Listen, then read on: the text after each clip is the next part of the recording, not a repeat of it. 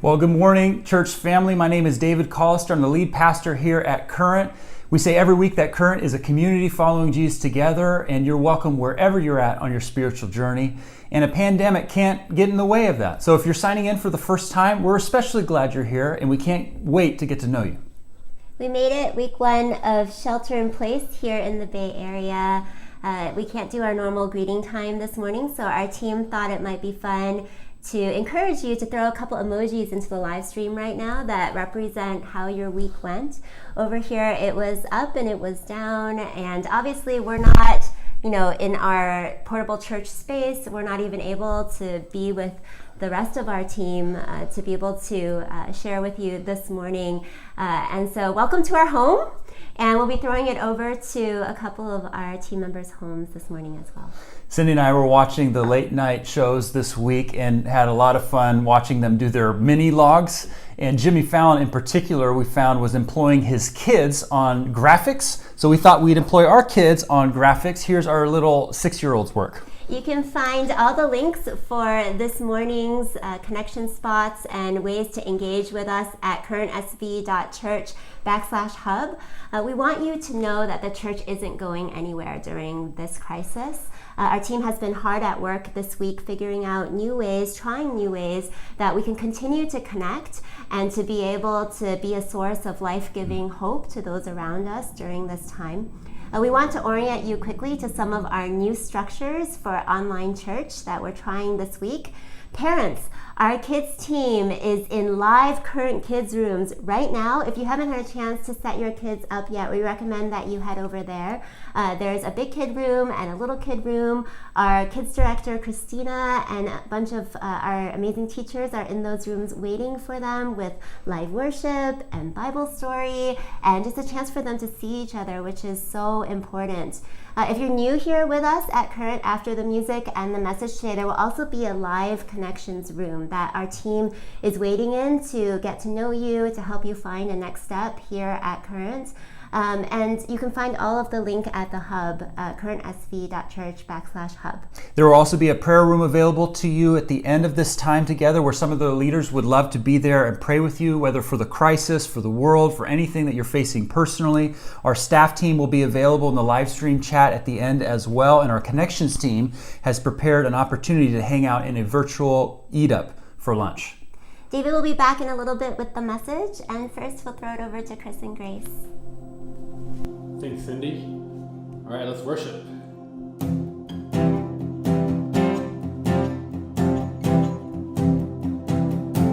Here we go.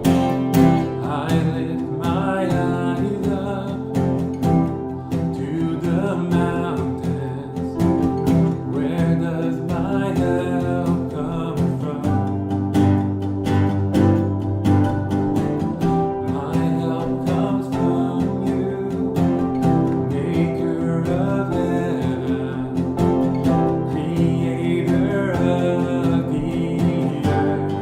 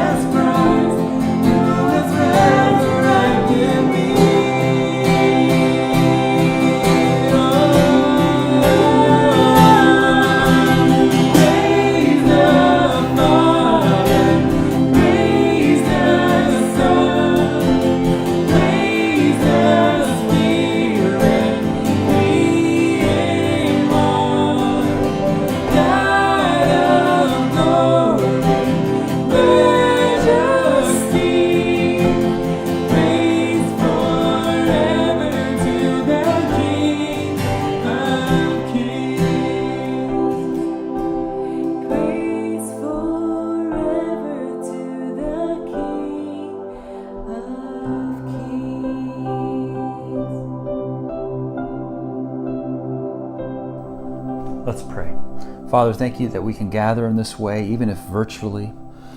Father, our hearts go out to those who are most deeply affected by this virus. Lord, we pray for those who have it right now. Father, would you heal many out there? Father, would you be with those most vulnerable?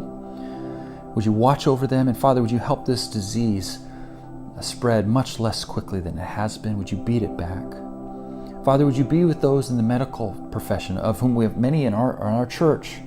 Would you watch over them as they are on the front lines? Would you protect them? Would you bless their families? And then, Father, as a church, would you help us know how to respond in the midst of all this? Would you give us creative insight into how we can love and care for those around us? And then, Father, with our time together now, as we gather in this way, would you give us each your Spirit as we long to learn more about you, of who you are and what you've done for us, so that we can respond with your love. Father, I ask for your Spirit as I teach these things. Would it be your words, not mine? I ask this in Jesus' name. Amen. All right. Well, good morning again. My name is David Collister. I'm the lead pastor here at Current. We're living in uncharted times. For instance, there's been any number of crises that have hit the world down the ages, and the church has always tried its best to figure out how to respond, adjusting to do different things differently. And this is the first time where we've had a pandemic like this, of this scale, but there's been this online technology available to us. And so, for instance, last Sunday, and indeed today as well, there have been thousands, if not tens of thousands, of churches all across the country gathering in this way. We're living in uncharted times. You know, I'm reminded of another joke that Jimmy Kimmel said this week in his mini log, when he said something to the effect of, you really do learn a lot about yourself when you're isolated at home. For instance, I've learned that I have 2 young children. And I just started laughing and probably crying a little bit on the inside when he said that joke, because I know what he's talking about as a parent. You know what he's talking about as a parent. We're living in uncharted times in terms of parenting, trying our best to help keep our kids being educated, keeping them entertained, all the while trying to get all the work we need to get done. We're living in uncharted times. We're living in uncharted times as a church, as we figure out how best to love and care and serve one another in these times. We're trying our best to figure out how to love and care for the city around us, the community around us in these times. And we're trying our best to figure out how can we continually hold out the hope in Jesus Christ during these times. We're living in uncharted times. But here's the big thought behind this series. While we are living in uncharted times, we don't want to see obstacles and the unknown as hindrances, but rather as opportunities to partner with God to do wonderful things. While there's a lot of uncertainty, a lot of hard things happening out there, we believe that God is moving and doing wonderful things, as His plan is always for the good for those who love Him and have been called according to His purpose, so that we can be His conduits of peace, hope, and love with those around us. In other words, as a church, we are not shutting off during these times. If anything, we're stepping it up, trying our best to ask, how can we move with God in new ways, and how can we best love and care for those around us? And so today, what I thought we could do is level set and speak to the heart. So just high level as we're getting into this series and kind of considering all this around us and this new normal, these new realities that we're living with, I want to ask questions like, how ought Christians to be thinking about things in this time? How ought Christians be orienting their hearts in this time? How are we as people to respond with love and care, even in the midst of more trying times? And so to do this, we're going to be looking at Psalm 11. So if you have your Bibles, go ahead and turn to Psalm 11. If you have a physical Bible, just open right up to the middle. You'll find the Psalms right there, and then find Psalm 11. Or you can look to the right of your screen in front of you and find the Bible tab on the right, and you can pull down. I'm using the NIV version or the New International Version, so you can follow along with that. But we're looking at Psalm 11. Let me read this for us. Psalm 11 verse 1 says, "In the Lord I take refuge. How then can you say to me, flee like a bird to your mountain?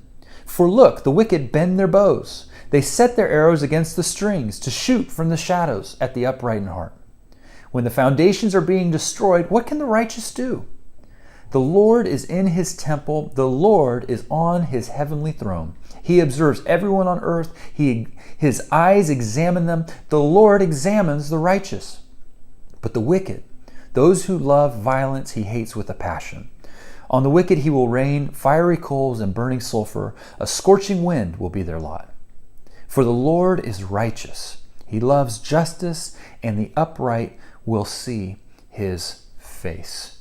In his book, The Songs of Jesus, Tim Keller describes the book of Songs as a medicine chest for the soul. Really saying that in all of the Psalms, we have just about every circumstance that we can face and every emotion for how we can face the different things that we face in life. It's all covered here in the book of Psalms. But what's really cool about the book of Psalms is not only is it medicine for the soul during whatever times we're facing, or aloe for the soul, but it's also a helpful way to show us how we can process the things that we're facing before God, including crisis, which is what is happening in Psalm 11. So what we're going to look at here in Psalm 11 is really 3 pieces of advice for facing crisis. Okay? But first, let's consider the situation that was happening. The first 3 verses depict panic. It says, in the Lord I take refuge. How then can you say to me, flee? And then verse 3 really is key here. It says, when the foundations are being destroyed, what can the righteous do?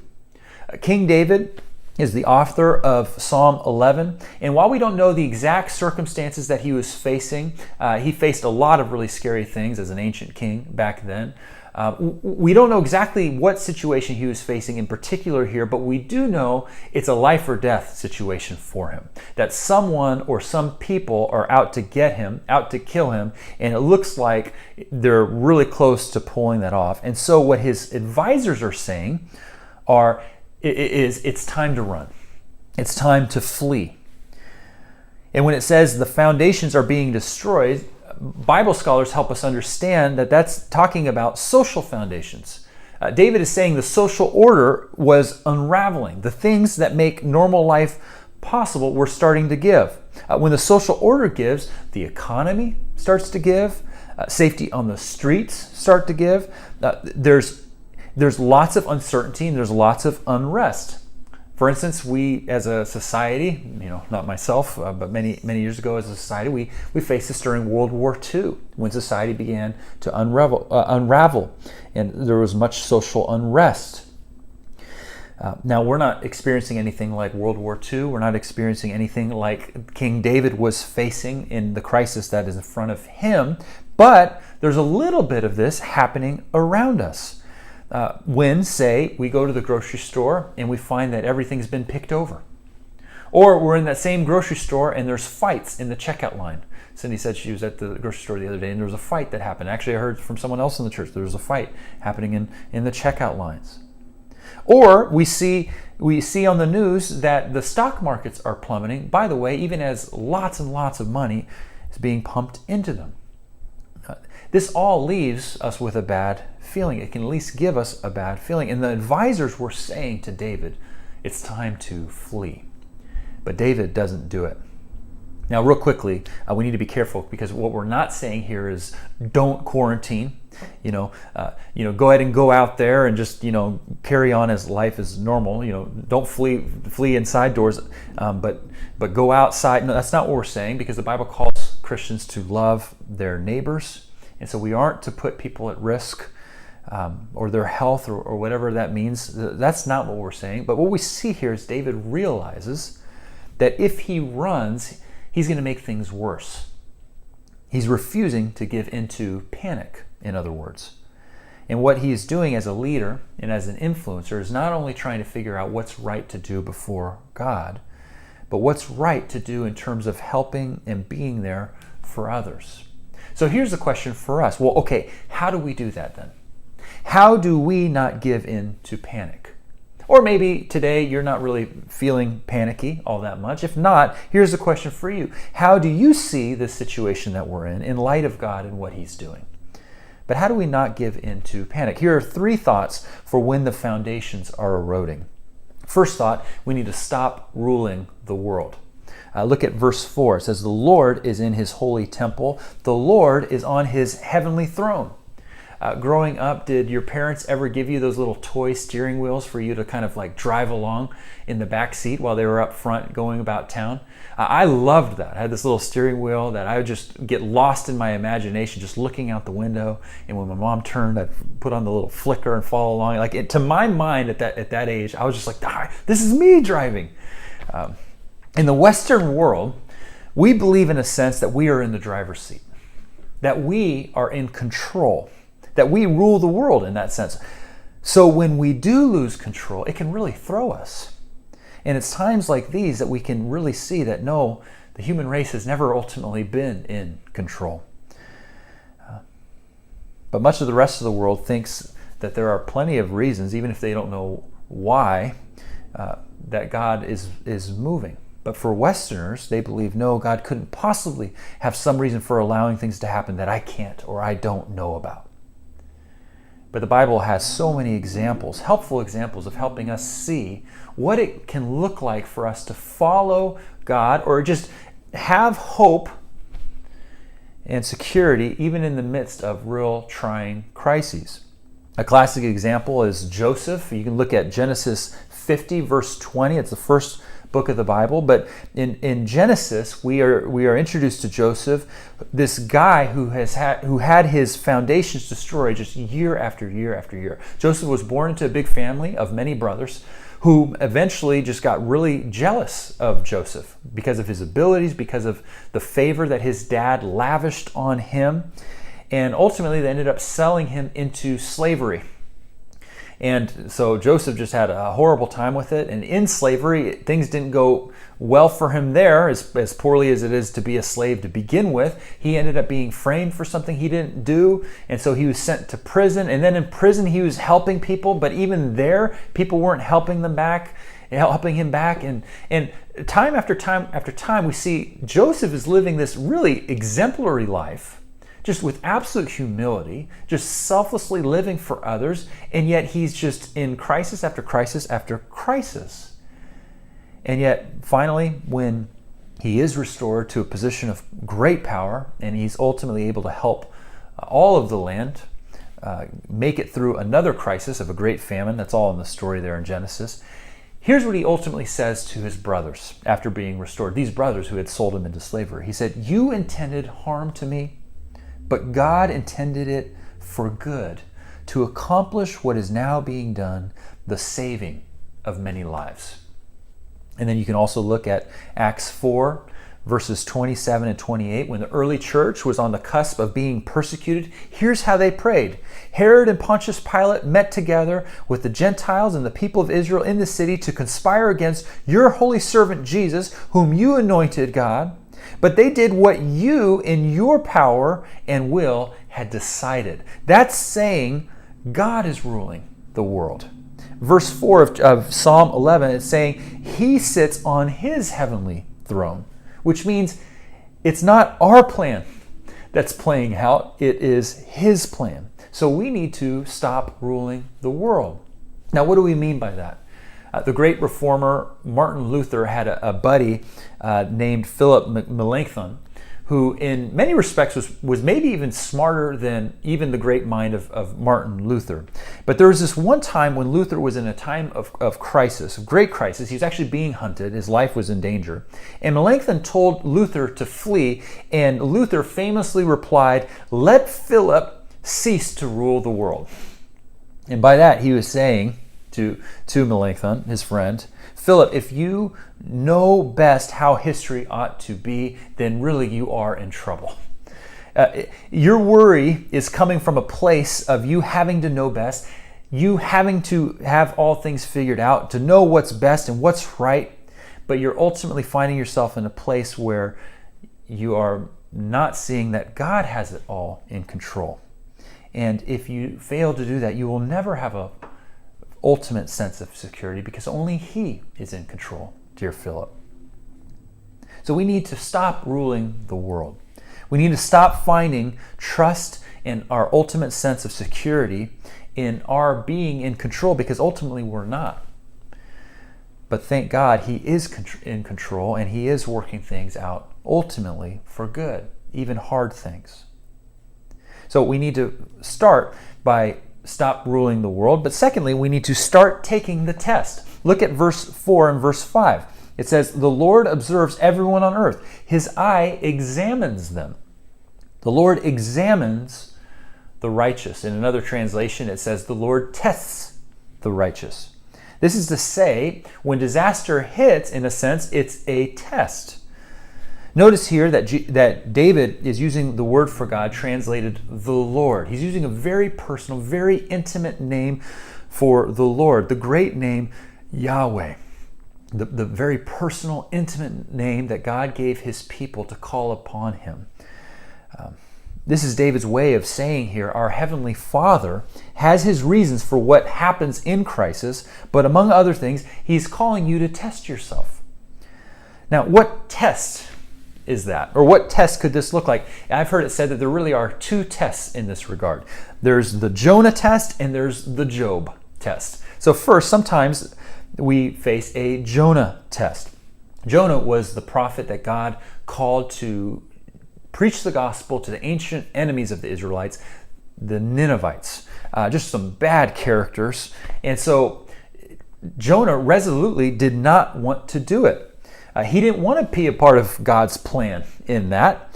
And because he liked what he had going for himself. He liked his own comforts. He didn't want to go and lose those to do something else.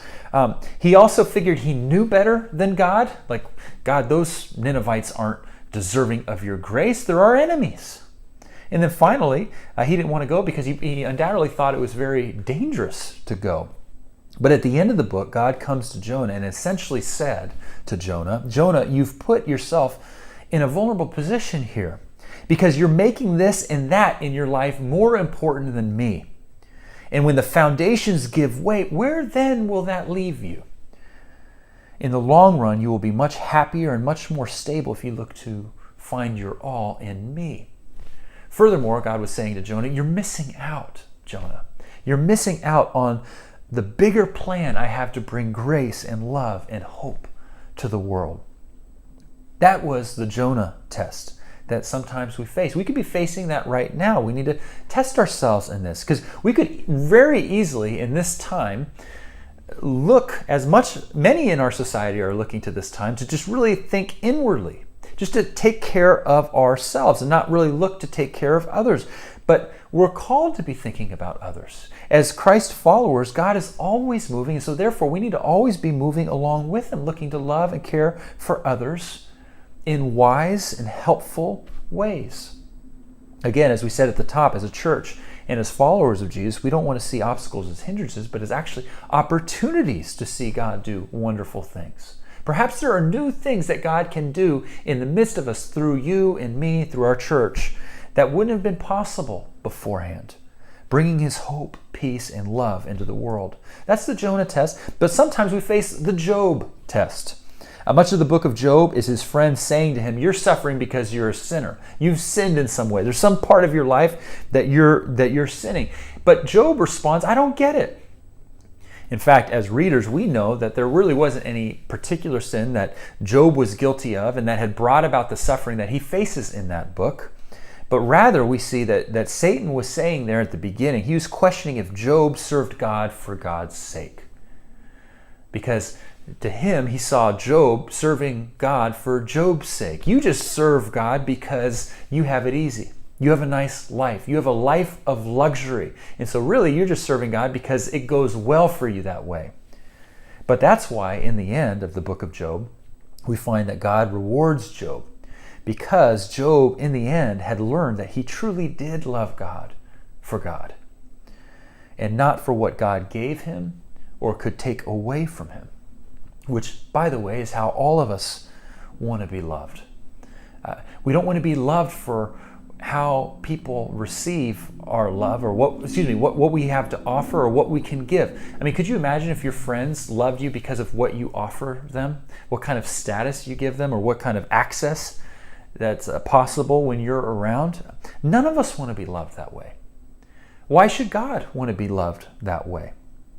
So when crisis hits, we are to, number one, place our ultimate trust and hope in Him and Him alone. Number two, we're to look for opportunities to grow personally and love outwardly. And then last thought, we are to seek His face. Look at verse 7 of Psalm 11. For the Lord is righteous, He loves justice, the upright will see His face.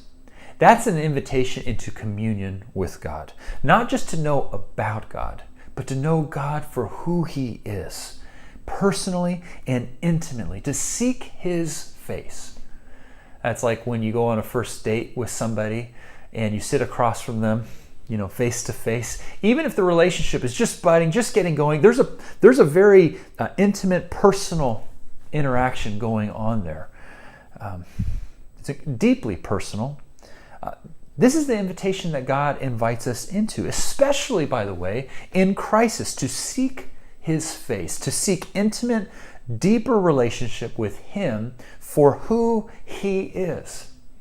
I wish I could say, looking back over the years of following Jesus, that most of the ways that I've grown in my relationship with Him, grown as a follower of Jesus, have come just incrementally, just life happening, and I've just grown along with it. But that really isn't the reality of things. Because so often, the times in which I do grow most are the times in which I am either in or coming out of suffering, or in the midst of, or coming out of crisis. It has been said that all significant events in life are like smelling salts. That's a really helpful thought, because smelling salts at the time are not fun, right? I mean, they just smell horrible. They're just, yuck. But they're ultimately for our good. Why? Because they wake us up, because they bring us back to life. So too ought crises in our lives drive us into deeper intimacy with God. They ought to drive us to seek His face, maybe even for the first time. And if you are a follower of Jesus, to go more deeply to Him for who He is. Here are a couple ways you can seek His face when trouble strikes. Number one, get into the prayer closet. I mean, often it's during times of trouble or crisis that we remember or realize, boy, I really need to be praying. That's okay. Use that to drive you into prayer. That's good. Let it drive you to prayer. We're actually getting ready to start a ministry as a church to call everyone in the church, those who are able to, and works for their schedules, to pray, to have a little bit of a prayer gathering. We want to call people to prayer, and we want to equip them, ourselves, to pray, to teach ourselves to pray. And so what we're going to learn to do is to pray the Bible.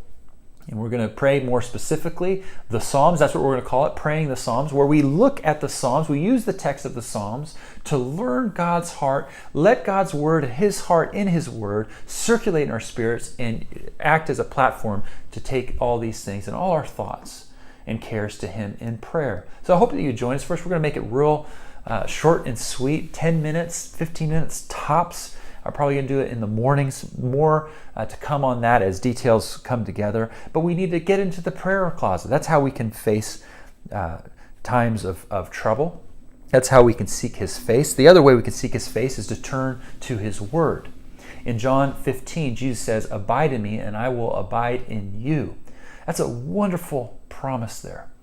So often, functionally speaking, I can think about my relationship with God as something that I need to do to reach out to Him.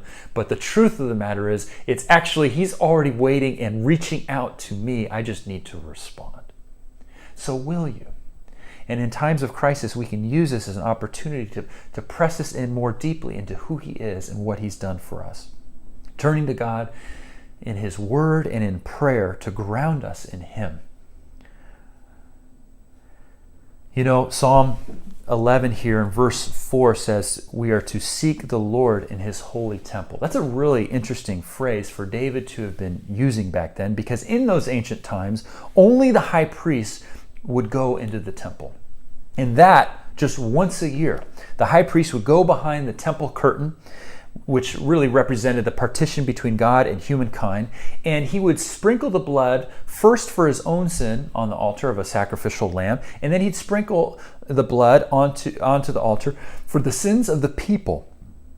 And in John 1, we're told that Jesus is the Lamb of God who came to take away the sins of the world. And then in John 2, when Jesus is clearing the temple courts because the people had set it up as a marketplace, he declared this, destroy this temple, he's referring to his body, destroy this temple and I will raise it again in 3 days. So therefore we see Jesus is the temple, Jesus is the high priest, and Jesus is the sacrificial lamb whose blood paid the ultimate price for us to have forgiveness of sins once and for all. That everybody who receives him, who believes in his name, he gives right to become a children of God. And when he had accomplished this on the cross, the temple curtain was torn in two. The partition between God and all of humankind was removed, such that we can now receive him and be restored into a right relationship with him by faith in what he has done for us. And now that also means we can see his face. In Jesus. When we see Jesus, we can have a relationship, know what it means to have an intimate personal relationship with the Lord because we are forgiven and restored as his children. And because of this, we can now also face crisis and even uncharted times that life throws at us. It's like the old hymn by John Newton that says, by prayer let me wrestle and he will perform. With Christ in the vessel, I smile at the storm. Let's pray.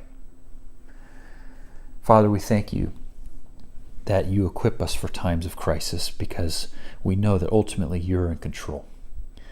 We know that even though we may struggle with feelings of anxiety, we can ultimately put our hope and trust in you and rest firmly and securely there. And Father, we also want to recognize that it's in times of crisis that there is, dare we say, a gift available to us in that we can see our need to draw closer to you. So Father, would you help us, each of us, in this time draw closer to you in the midst of all of this. Perhaps there are even people here today who are attending online virtually here who have never stepped into a church before or really considered what it means to follow you, but are drawn in some way to you. Father, would you reveal yourself to them? Would you reveal your face to them? And then for those who have received you, Father, would you help us cling to you in this time and grow in you? Ultimately, that we can more faithfully love those that you've placed in our lives. And Father, thank you for Jesus. Thank you that really we don't have to worry in times of crisis because he took upon himself the ultimate crisis of being separated from you for us, so that in him we've received forgiveness and a restored relationship and ultimate security in you. So we praise you for that. We love you. We pray all this in Jesus' name. Amen. Let's continue this time in worship. I'm going to pass it back over to Chris and Grace.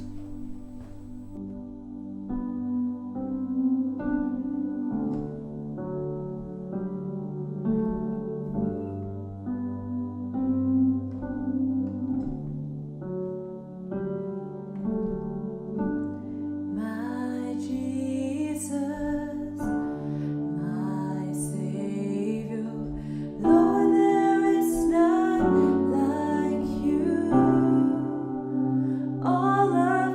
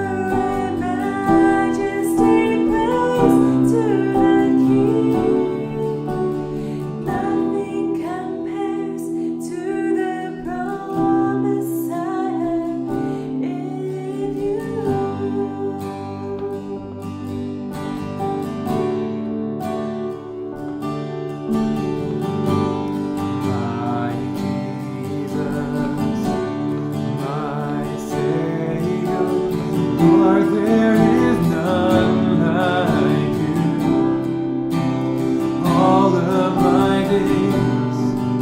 Oh, I want to praise the wonders of your mighty love. My comfort, my shelter, tower of refuge and strength. Let every breath, oh, all that I am, let him never cease to worship you. Shout to the Lord, all the earth, let us sing. Power and majesty, praise to the King. Mountains bow down and the seas roar at the sound of your name. I sing for joy at the work of your hand. Forever I'll love you, forever I'll stand. Nothing compares to the promise I have in you.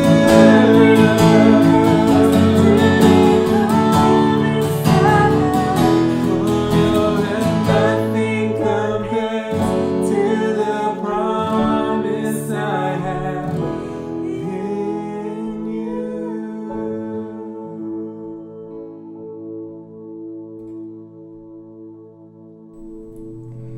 So good. Thank you, guys. We're going to continue our worship now with the offering. This is a chance for us to say thank you and to express our love to God by giving back a portion of what we believe He provides for us. Thank you for giving generously so that we can respond quickly to needs related to COVID-19 during this time. One of our team members reached out to our impact partner, We Hope, this week to find out their needs. We Hope is an amazing nonprofit doing work with the homeless and at-risk population in our area. And we're happy to share that the team sent $10,000 out on Friday on your behalf to We Hope to pay for a mobile restroom that allows for sanitary help for the homeless and at-risk population while a number of the park restrooms are being closed during this time, and they'll be able to repurpose it for their RV lot in the future. We were also able to get $2,000 worth of grocery gift cards to families in need in Mountain View and Sunnyvale earlier this week that need help to stock up for shelter in place. So thank you for giving generously such that we can pivot quickly and be able to respond quickly on your behalf. If you're new with us here this morning, we invite you to fill out a connection card at currentsv.church/connect. This gives us a chance to be able to add you to our emails and to be able to follow up with you. Our connections team, if you remember, is hanging out in a live room waiting for you. They really missed you last week, as you can see in this picture, and they would love to chat with you, get to know you, and help you take some next steps. You can find the link at the hub or look in the live stream for it right now. Last, our team would love to pray with you this morning. Our team is in a prayer room waiting. If you're interested in praying for the world, in asking for prayer for needs that you have yourself, let's all be praying for the frontline healthcare workers around us during this time, for the healthcare workers that are in our church family. We have quite a few, and they have asked specifically for prayer for protection and for strength for their teams. So let's be praying for that. If you're in the at-risk population for COVID-19 and are looking for help for groceries or supply runs so that you don't need to leave the house, you can email compassion@currentsv.church, and our team would love to try to connect you with a volunteer to help with that. More on all this in weeks to come. That's all for today. Don't forget that there are ways to continue hanging out. You can find them at the hub, and where the live stream will be available here for another 15 minutes for hanging out. So we love you, Current family. See you soon.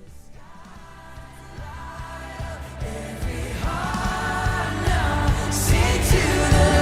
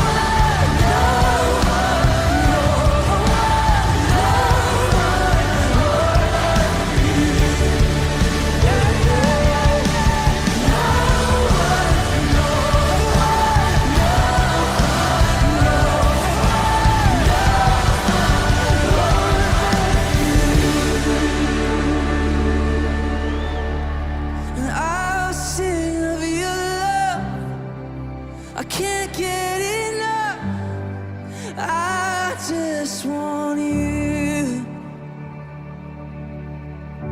And the Lord of my soul, King of my heart, Jesus, it's you.